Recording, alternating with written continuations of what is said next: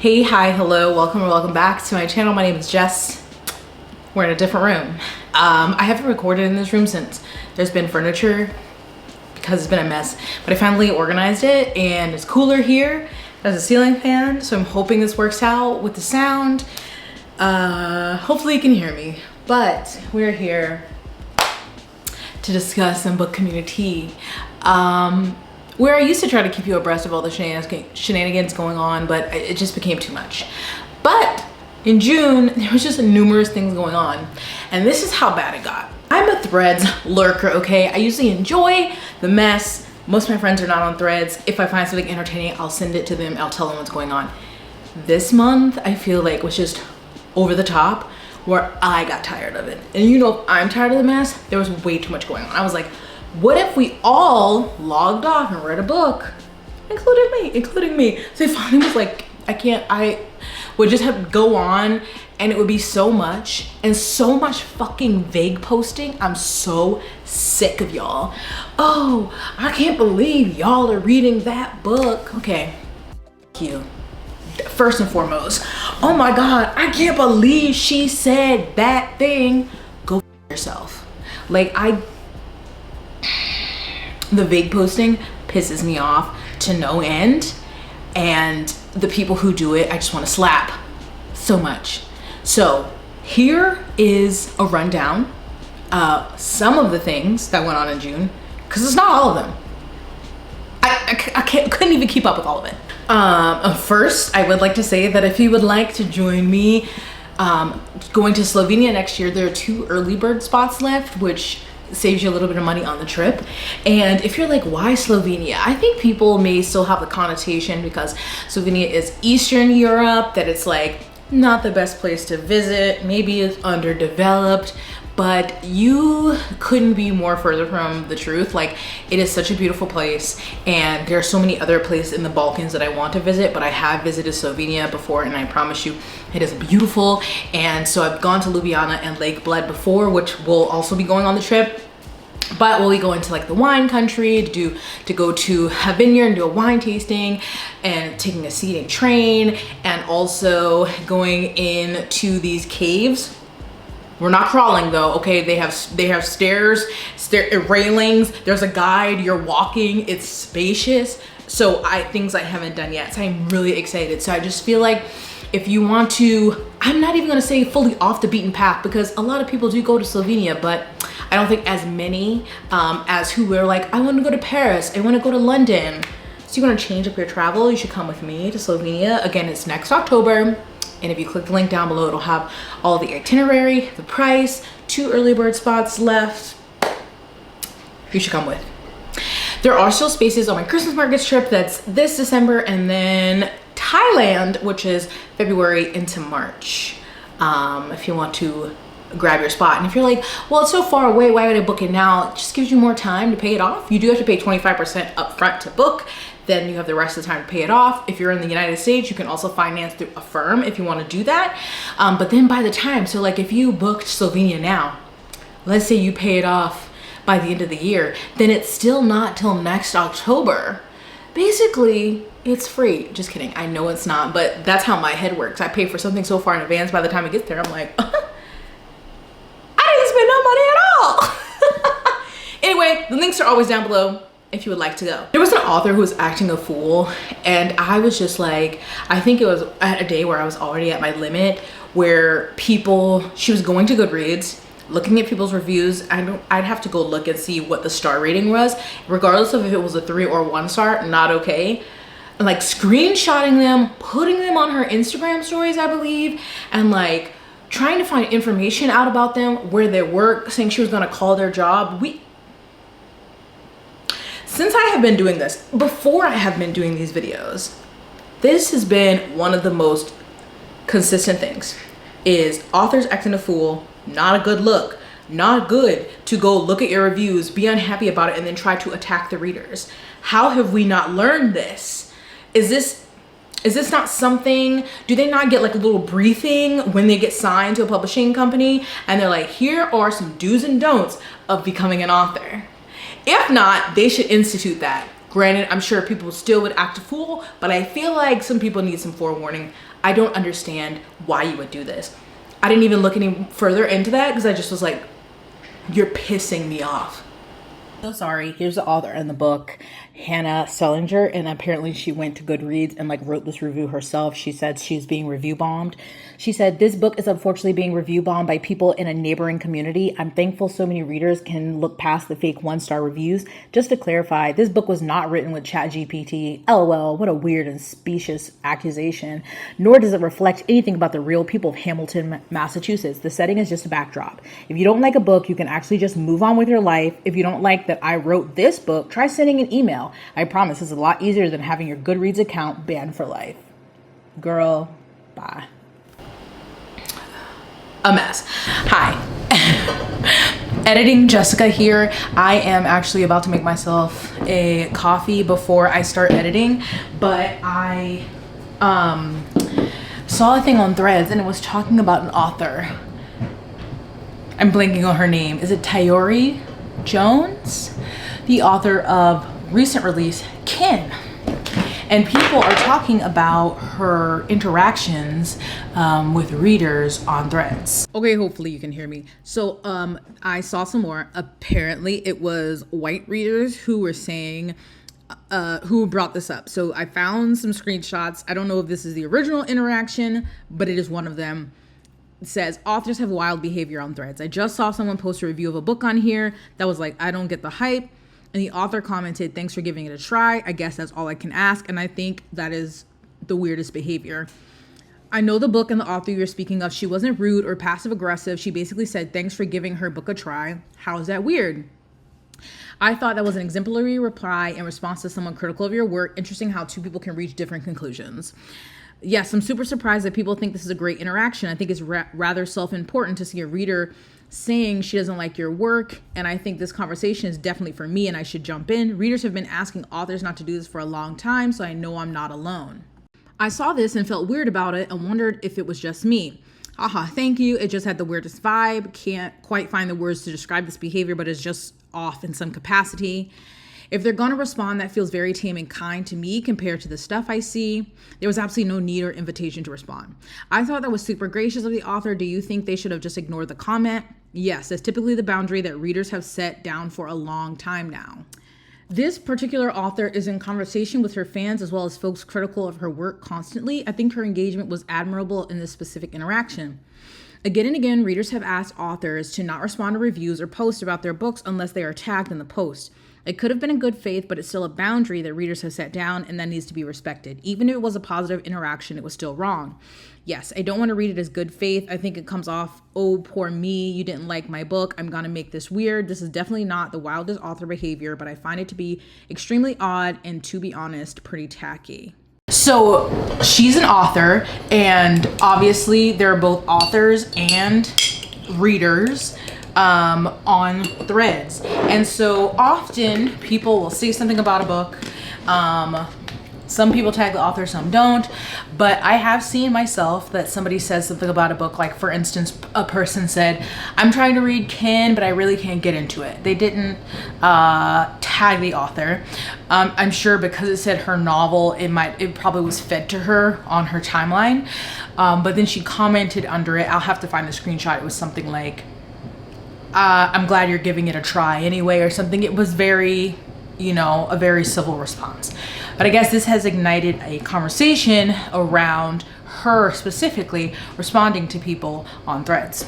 Now, we have talked a lot in this community on this channel about readers versus author spaces. And I have firmly been on the side of readers and author spaces remaining separate. Now, obviously it's more difficult on apps where they're not separate, like they're not separated. On Goodreads, authors have a different view, I think, than just a normal reader coming in to review a book.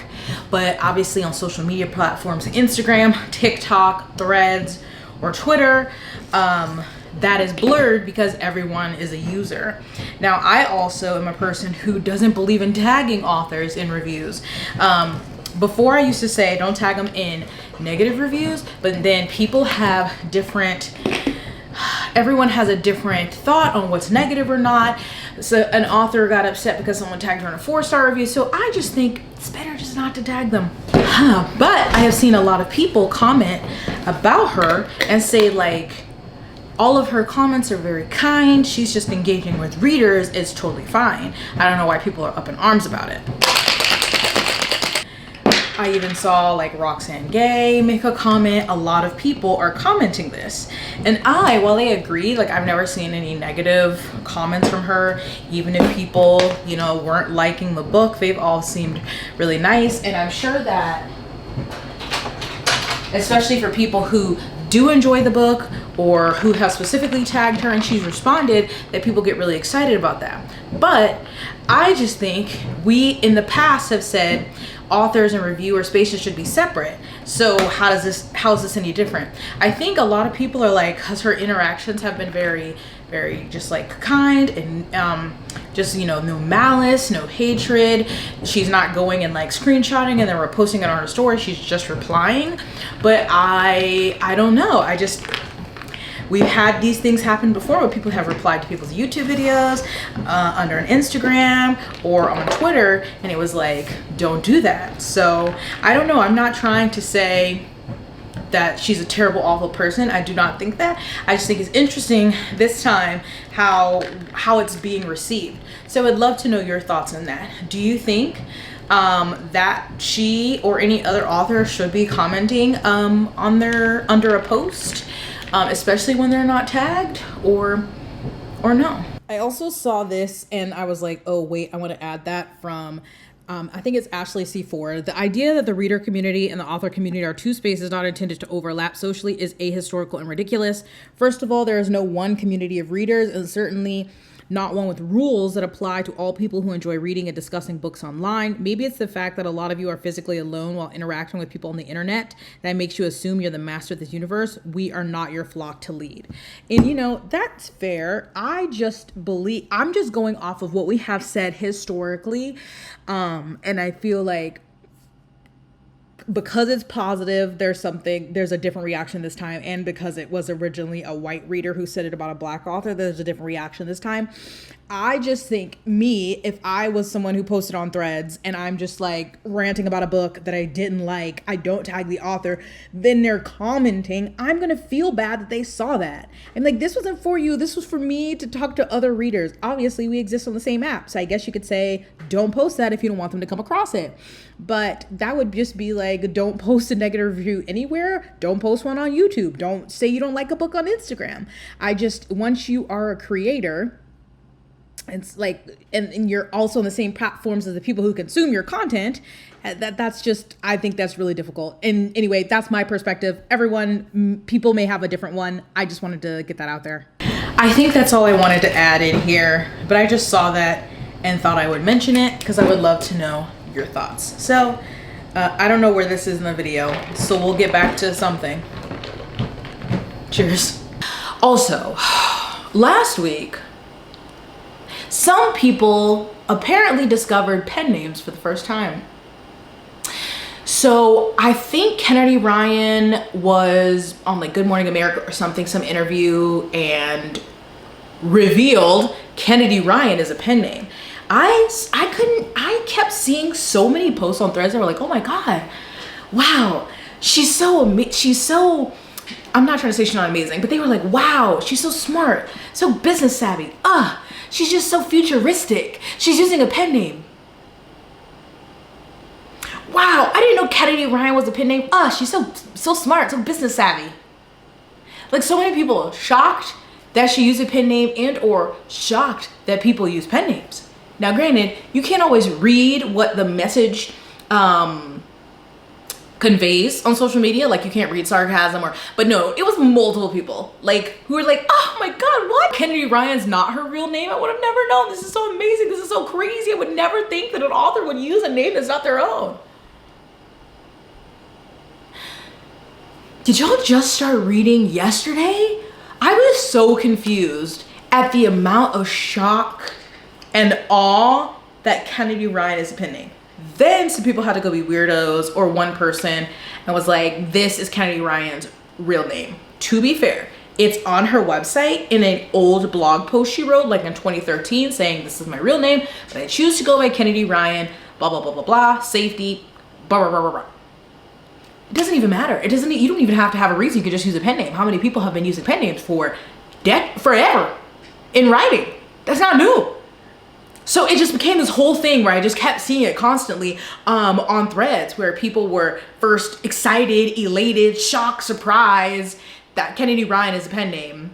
Then somebody says this is her real name. Then people are like, you're doxing her. Okay, it's on her website, you guys. Did she have to do a little digging? I guess. Probably just typed it in, it probably comes up on a Google search. It's not doxing though. I think we need to learn, I think we need to remember that words have meaning. Okay, it's the act of publicly providing personally identifiable information about an individual or an organization, usually via the internet and without their consent, or with the intention of harassing or causing distress to the victim.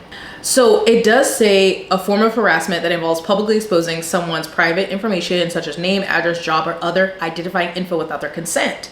Okay, but I think it would be different if she was like digging out court records or something, but like it is on Kennedy Ryan's website. It's old, but it is there.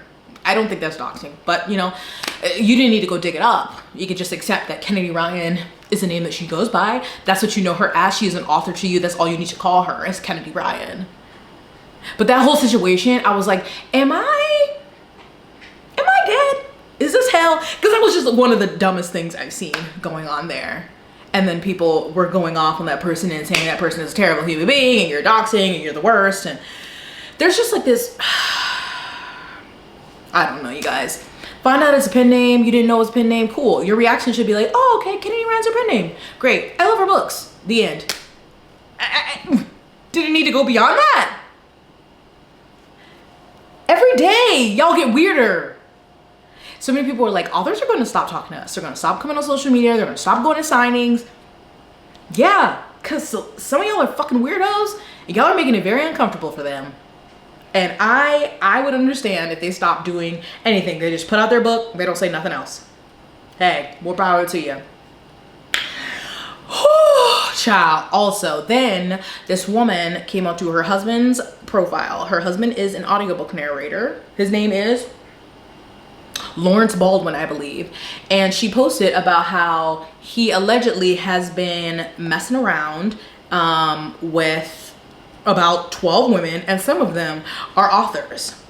Now, she did not name the authors, but then of course, threads turned into who are the authors? Let's figure this out. And it was just a mess. So I'm gonna read her post.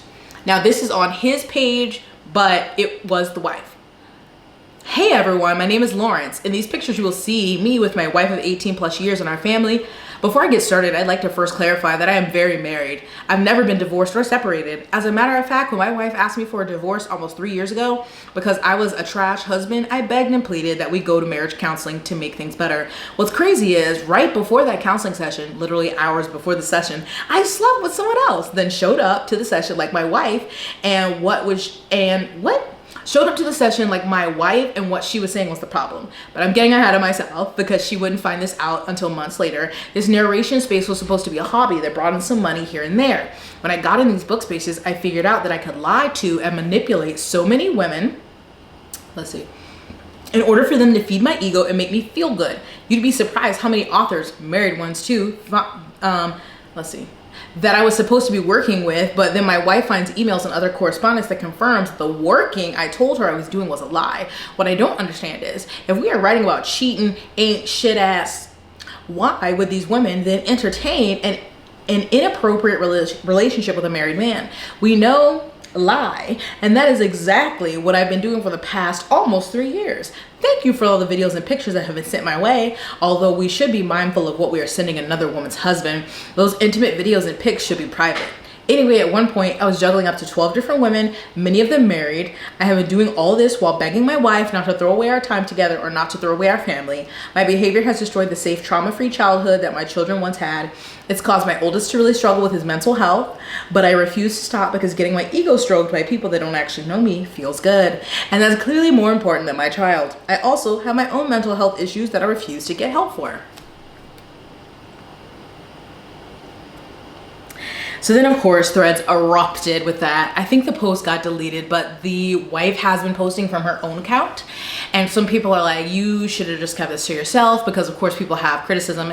And she's like, I'm a human being, like why are you saying these bad things about me? And they're like, well, you should have kept this to yourself. You should have put this in a diary. You need to go tell a therapist. Don't tell us if you're not leaving that man. So a lot of speculation about that she's gonna stay with him, that she's just, you know, gonna make excuses. But then also, of course, a lot of speculation on who the 12 authors were. Then in April or beginning of May was Black Romance Book Festival in Atlanta. So then a lot of people started talking about seeing him there, seeing him at Ruth's Chris. I can't remember where the apostrophe is in that stupid name.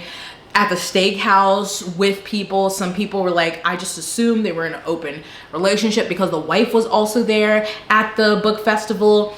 And so it's been a mess nonstop. People have been like, you need to name and shame these authors. And some people like, if you found out your favorite author was one of those authors who was messing him, will you still read them? Some people saying they won't listen to an audiobook narrated by him again. And others are like, that's his personal business. That ain't got nothing to do with me and my reading. Oh my God. Mess, disaster, nonstop. I don't know. I don't even know. For the authors, she hasn't named them, and there's no like confirmation. There are people who are making assumptions about who the authors are. I don't think it's a good thing if she puts the 12 authors out on blast. And she did say, like, then the story started evolving into all these different things. And she was like, I never said some of this stuff. You guys have just like ran with it. The Threads telephone just kind of expanded the story. She didn't say he was sleeping with all of them, but that he was entertaining them. Some were sending him videos and photos that were not safe for work. So it does appear that he has cheated on her before, but I don't know if all 12 women were authors, if they just some of them were, but apparently, you know, he got into the space, supposed to be a hobby, and he's just supposed to be narrating books, and then it turned into a little bit to a lot more than that. Yeah.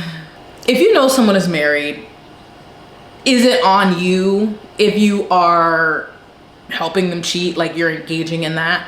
Somewhat. Like, you're not a good person. But ultimately, it is always on the person who is married or in the committed relationship. You made vows or gave your word to another person, and now you are breaking that. So you were always the biggest culprit. So then that's why I don't think naming the 12 people, she should do that. And as to my knowledge, she hasn't. But people, of course, are like, name and shame. Really, it's my fault for being able to read, having eyeballs, and getting on Threads. I'm about to start structuring my day so I have less time to be on there, because they're starting to work my nerves. Okay. Then, okay, this is not then, this was before, but this thing tripped me up because someone posted, I don't know what I was gonna say. Oh, okay, this is what the person wrote. Put a finger down if you went to a book retreat that ended so badly that you're trauma bonded to people for the rest of your life. My finger is fucking down. So I'm gonna read through this so we can recap what happened. They say, let me start by saying this retreat was sold as an all-inclusive, relaxing, and very planned weekend. We each paid $900 on top of flights. When we arrived to the location, the host wasn't there. When she arrived hours later, the first thing she did was scream in our faces that if we were conspiring against her, she would kick us out. There was no food. One of the girls in the car went and got pizza so we could eat. The host continued to not provide food the next day, and we went to find our own. She finally came back from shopping with 2 tiny bags of groceries with bread, meat, peanut butter, and jelly. She did not prepare any food. We wanted to leave at that point because she was having a mental breakdown and yelling about AI and people after her on top of all of this, but someone was coming to do a bookbinding workshop. We did the bookbinding, and she left to go get maple syrup for this drink she wanted us to have, and we only felt like we could breathe when she was gone. She was manic on her phone the whole time, talking about people out to get her and making fake AI accounts to fuck with her. It's now 4 p.m. No food provided still. The Airbnb was $2,000 for the weekend. She had a surplus of $3,800 for food and supplies, and she did not provide anything. We each took turns having anxiety attacks in our bedroom. She made us figure out dinner plans. She wanted to order DoorDash, but they didn't deliver it to the remote location we were at. We showed her the restaurant we picked. She wanted us to pay for it, and we said, no, you have our money, go get it. But she was gone. We packed our stuff, loaded cars that we thankfully had, and waited for her to get back because her dog was there and we wanted the food because we were starving. We calmly told her that we were leaving because this is not what we signed up for. She said, I understand. We left and had to find a hotel. We all will be requesting refunds, so better put on your big girl's panty, babe. And the person who was leading or hosting this retreat I went to her Threads account, and it's just like kind of hard to make sense of it. It does seem like maybe she is going through something because the posts were just like not making sense. And so then that started a whole thing on social media. So the person was the Celestial Meg, and she said they all left my retreat because they thought I was acting crazy and not traumatized. LOL. The whole fucking story is my threads from the last 3 weeks. Someone has been pretending to be my dream man using AI, and I've sent all the screenshots multiple times to multiple people, including in my server, and none of them cared to listen to me. I've been telling all y'all to reach out personally, but you refuse to do that too. I actually had to pay for all your goodie bag stuff, which did also include things I'd already made, but I made a whole lot of new stuff. The plan for lunch was already deli sandwiches, and that's what I got. Local artisan sourdough and deli meats. I did buy props for our photo shoots. I did also find some in my basement. I offered you leftovers because I know how big takeout portions could be. I offered to go grocery shopping multiple times, but people kept rushing me back through my friend. I also bought all of that crafting shit for you all those bedazzle kits were fresh for you. Everything was for you. I knew you were fine at the company I left you in, but you didn't feel safe with your own friends. Sorry. And so many people at first, once people were talking about it, were looking it up and trying to figure out like how many people went to this retreat, like what was it advertised. And I feel like I can't find the website. If I can find it, then I'll have to put that up here. Okay, it says, meet your host. Hi, I'm Meg. I was an avid reader growing up, but then I didn't read a fiction book for over a decade. One day I picked up a book about Fae, you know which one, as an attempt to reconnect with my inner child, and I was teleported into a world of magic once again. I truly believe that these books have the ability to heal us in ways we could never imagine. I wanted to bring other book lovers together for a magical and relaxing weekend, and so the Finger Lakes Reading Retreat was born. So it was June 18th through 21st, and experience a weekend of uninterrupted reading time, unlimited snacks, bookish crafts, and more. Treat yourself to a weekend of pure, unadulterated escapism. This retreat is a gift to yourself, a chance to prioritize yourself and indulge in fictional romance and magic. Embrace the tranquility of the mountains, the warmth of the fire pit, and the soothing waters of the hot tub. With comfortable accommodations, delectable meals, and a focus on relaxation, you'll leave feeling refreshed, inspired, and ready to embrace the magic in your everyday life. Lodging. Our cabin in the woods is tucked away in the mountains of Bristol, New York, with plenty of seating inside and out, surrounded by wilderness. It is the perfect place to cozy up with a book and some friends for a weekend getaway. Spaces are limited. There are 2 single rooms and a shared room. If you choose the shared room option, you are securing a bed in that room. There are pricing plans for a limited time for both options. There are 2 single rooms and a shared room. So does that just mean there was 4 people? Okay, the itinerary, they arrive on Thursday, dinner, icebreaker game. Dinner was supposed to be make your own pizzas. Friday, breakfast. This is a hot breakfast. Then read, craft, and relax. So lunch, gourmet sandwich bar with homemade sourdough bread, the bookbinding workshop, which did happen. Read, craft, relax, dinner, to be announced. Breakfast, another hot breakfast. Lunch, gourmet sandwich bar again. Tea time and book club discussion. Dinner, to be announced, fireside solstice celebration. And then there's supposed to be breakfast, a book swap, everyone leaves. Okay, so it says, imagine 4 days where your only agenda is to read, relax, and have fun. This romance reading retreat offers just that, a peaceful haven with a hot tub, fire pit, and delicious food. Connect with fellow bookworms and immerse yourself in the world you love. So included, a 4-day, 3-night stay in a luxury cabin in the mountains, complete with hot tub, fire pit, and a huge comfy couch.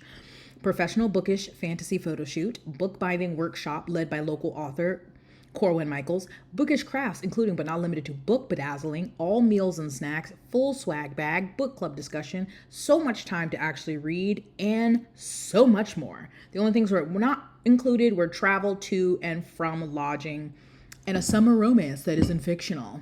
And I have not seen a full number of how many people went. It seems like a smaller group. And it seemed like they were all following this creator and they went together. Allegedly, this creator had a previous retreat that maybe went better, but these people basically were in an online community together, I guess like in her Discord server. And so she decided to host this and they all went, which I just don't know why, if you all were like a group together, you already knew each other, at least online, why you couldn't just come together and do a trip instead of paying someone to host the trip. Like, I've met people, some of the people from BookTube, we met up in person and got a Verbo together, but then everybody paid their portion and then we did things together, like everybody, you know, we went out to eat, everyone's paying for their food, blah, blah, blah, blah, blah. I don't understand why you couldn't do that. Why it was set up as a retreat and you're sending her money and then you have to obviously pay for your flight to get there. Is very weird. I don't know how long she's been having the issue. She said that she was posting about it on the server and that people weren't taking it seriously. So I don't know how long that she's been showing signs of going through some kind of mental health break or issue, because I don't want to diagnose anyone. So I don't know how long that started before you decided to send all this money to this person and then go to this remote cabin with this person. Because I'm trying not to victim blame, okay? Because obviously everything can look great and then you get in situations and sometimes it just does not go as you planned or things are not as they appear. But it's like, it wasn't like a legit business, or I don't know, maybe they were going off the feedback they had from a previous retreat that she hosted. But I'm just like, if you were, I don't know, I feel like it would have been easier for you just to come together and book something yourselves. Y'all figure out that amongst yourselves instead of paying her this money. Apparently the bookbinding guy did come to lead the class. He's posted that many times on Threads. I'm the bookbinding guy. He came there to lead the course. That does sound fun. But I'm like, how are you gonna get, I don't know if you can get can you get a refund if you just send money to a person and not to a business? I don't know. Lastly, I'm gonna talk about Steamy Lit. Steamy Lit is both a bookstore. There's at least 2 locations in Miami, Florida. I don't know if they're both in Miami. But also there has been a Steamy Lit like bookish convention at least twice in California, I think. And the person who created it is Mel, I think is her name. I think I'll follow her on Instagram. So I've seen, you know, these things be built up. I've heard positive things about the book convention.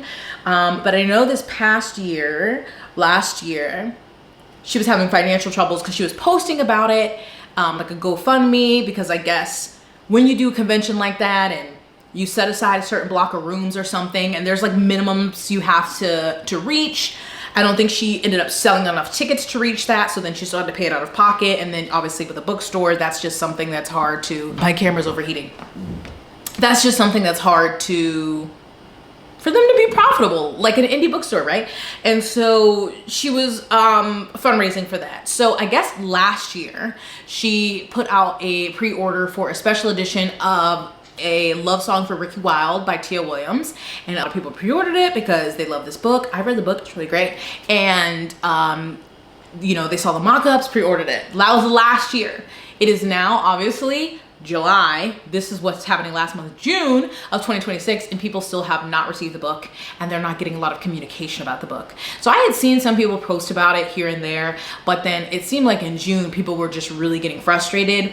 And then Steamy Lit posted about like a cruise, like a reader cruise, and then some more people started talking and they're like, I'm not getting any communication, I'm not hearing anything, like what's taking so long with my book, but you can promote a cruise. So then Melissa or Mel came on threads and said, I want to address a lot of speculation going around our project for a love song for Ricky Wilde special edition. I didn't plan to be this transparent because I also want to I always want to preserve business relationships, but it seems I have to.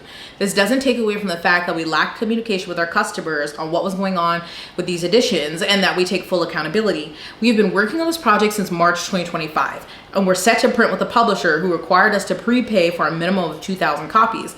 The art was done and submitted to them in August. Once it was approved, we started our pre-order campaign September 24th, 2025. So between September 24th and November 1st, we received 70 pre-orders. I could not afford to pay for 2,000 books up front with only 70 having been sold. I did not want to kill this project as I love Tia's work and love this edition we created, so I asked if we could license, which means we pay a licensing fee and are given the book files to be able to print a set number on our own. We waited until February with numerous attempts at us reaching out to the publisher to no avail until I finally contacted the author for her team's information. Once the author's team got involved, the publisher finally wrote back. From February to May, we followed up on the contract for licensing until it was finally received in May. After that, we submitted payment in June and finally received the files this month and were sent to the printer right away. As of today, we have 111 pre-orders and have ordered 350 books. While I understand I could have shared all this, I was concerned that the project would have to be canceled. In a publishing world where so little books by Black and BIPOC authors get special editions, I really wanted the special edition to come to life. I hope this brings more clarity to the delays on this project. So a lot of people are like, okay, this is understandable, but one, it's not great to start the message with, I didn't plan to be this transparent. And then also, it's not good to just be silent when people have paid money and are waiting along several months for their product. And Mel's also posted, you know, like, I have been off of social media because of mental health issues. You know, some of my staff, they have lots of things going on, all valid things. But as you are running a business, your communication to your customers has to be, you know, has to be first and foremost. Like, this is part of running a business, unfortunately. And it's just wild to know so early that you needed to make a certain amount and that you couldn't afford it, but instead you just kept silent. Like, I feel like that, I don't know, people would have been receptive. They're like, oh, okay. And even if they did cancel their order, or maybe other people would have ordered, I don't know. I don't think the answer is to just be quiet and just wait. Because what if do they have to wait another year? Like, how long does it take for them to get printed? Can you afford to print those and then send them out? They're also watching you trying to fundraise. Like, it's just not, you're not being clear. It seems like you're being secretive. And then to come out and say, I didn't plan to be this transparent. But it's like, you want to be transparent that you need money and trying to fundraise here. You need to be transparent also here, where you've taken other people's money and they're not getting the product that they're promised.